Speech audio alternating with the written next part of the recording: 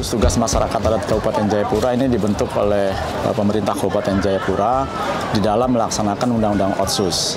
Karena di dalam Undang-Undang Otsus itu sudah ada perintah bagaimana melaksanakan atau menyelenggarakan pengakuan dan perlindungan masyarakat hukum adat.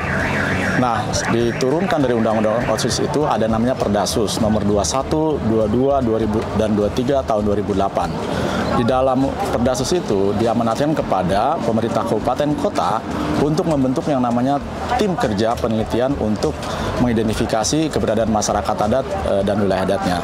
Nah, di Kabupaten Jayapura, Bapak Bupati membentuk yang namanya Gugus Tugas Masyarakat Adat. Nah, tugas Gugus Tugas Masyarakat Adat ini adalah menyiapkan satu tim kerja untuk melakukan pemetaan wilayah adat, kemudian melakukan registrasi, melakukan pendaftaran, melakukan verifikasi wilayah adat, sehingga ini menjadi dasar pemerintah Kabupaten Jayapura untuk melakukan yang namanya pengakuan masyarakat hukum adat dan wilayah adatnya.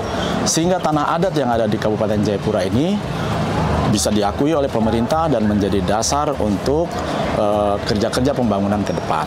Sehingga tidak ada masalah lagi ketika pemerintah akan melaksanakan pembangunan, itu jelas kepada siapa pemerintah harus berhubungan, kepada masyarakat adat pemilik tanah tersebut. Kalau terkait dengan problem yang ditemukan sehingga dibentuknya GTMA ini apa Pak? Mungkin soal banyak hutan adat yang dibabat untuk pembangunan dan lain-lain. Betul, jadi Gugus Tugas Masyarakat Adat ini kan mengidentifikasi siapa yang punya hak atas tanah, siapa yang punya hak atas hutan adatnya. Nah, di dalam proses ini kita mengidentifikasi di situ juga ada kawasan hutan, ada perizinan yang diberikan oleh pemerintah pusat misalnya untuk HGU atau izin kehutanan.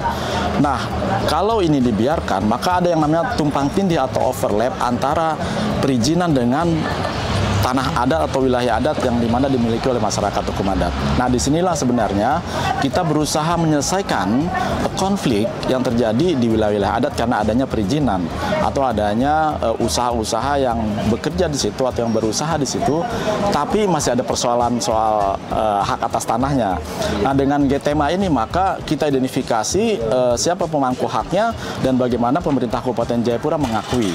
Nah, dari situlah proses untuk negosiasi atau melakukan dialog terkait dengan penyelesaian konflik atas tanah itu bisa dilakukan. Karena sudah ada kepastian siapa pemilik hak atas tanah tersebut dan bagaimana situasi lapangannya, apakah memang itu bisa diberikan sebagai HGU misalnya perkebunan kelapa sawit atau masyarakat justru menjaganya sebagai hutan adat. Nah, jadi itu sangat penting mengidentifikasi bagaimana siapa hak pemangku haknya dan bagaimana situasi lapangan terhadap lapangan terkait dengan misalnya kondisi hutan atau tanah begitu. Bapak mungkin untuk lebih spesifik lagi manfaat khususnya untuk kepada masyarakat adat yang GTMA. Dengan Gugus Tugas Masyarakat Adat ini masyarakat menjadi lebih percaya diri terkait dengan klaimnya, sejarah kepemilikan tanahnya, karena digambarkan dengan sebuah peta wilayah adat. Di situ batas-batas wilayah adat diakui antar sesama komunitas yang berada di sebelahnya, tetangga-tetangga komunitas. Nah, setelah beres di situ maka ada kepastian hak lewat penetapan pengakuan masyarakat adat dan wilayah adatnya oleh Bupati Jayapura. Jadi dengan demikian masyarakat merasa bahwa ini sudah menjadi hak mereka dan itu ditegaskan oleh pemerintah Kabupaten Jayapura. Saya kira demikian. Pemerintah pusat telah menetapkan kodifikasi 14 kampung adat. Dan 14 kodifikasi kampung adat ini beberapa regulasi kami sudah hasilkan, termasuk dengan turunan daripada Perdasi dari Provinsi nomor 1. Dan saat ini di Perda kami dengan ada 6 perbub yang sudah dihasilkan juga berkenaan dengan proses penyelenggaraan pemerintahan kampung adat. Dengan adanya pemetaan wilayah masyarakat adat diharapkan ke depan dengan diketahuinya masyarakat adat yang berada di tata ruang ini berkaitan dengan RT RW yang ada di Kabupaten Jayapura nanti ke depan. Sehingga dengan demikian bila dioverlapkan antara pemetaan masyarakat adat ke dalam perencanaan, maka nanti ke depan itu perencanaan itu akan berbasis adat. sehingga diketahui klan-klan ataupun suku-suku yang berada di masyarakat adat tersebut. Nah, ini sekarang sudah dikomunikasikan dan sudah dimasukkan di dalam aplikasi.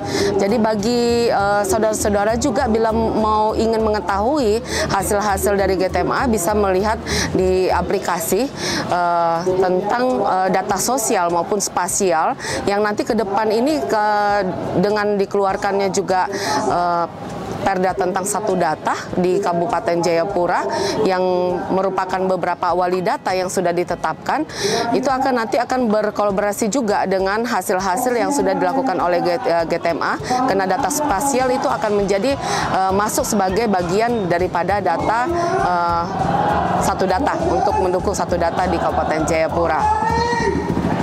Bu, sejauh ini dari hasil GTMA sendiri berapa banyak wilayah-wilayah adat atau tanah-tanah adat yang sudah ditemui di khususnya Kabupaten Jayapura? Memang saat sekarang ini ada 16 daerah adat suku yang sudah dipetakan.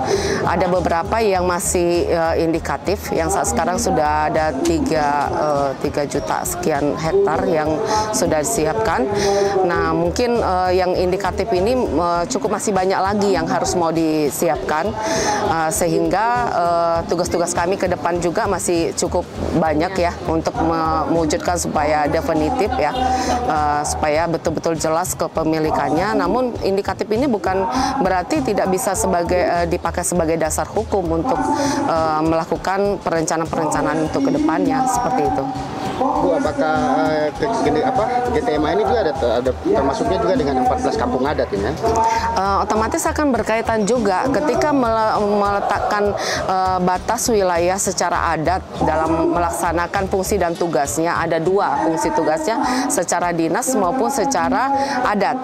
Nah, ketika pemangku ada secara pembinaan selaku secara adat, maka dengan adanya dipetakan ini otomatis akan diketahui sejauh mana dia akan nanti melakukan pembinaan adat di lingkung wilayahnya. Apabila dia bersinggungan dengan daerah yang di sebelahnya, maka ke depan juga harus ada suatu keputusan bersama terhadap pembinaan adat tersebut.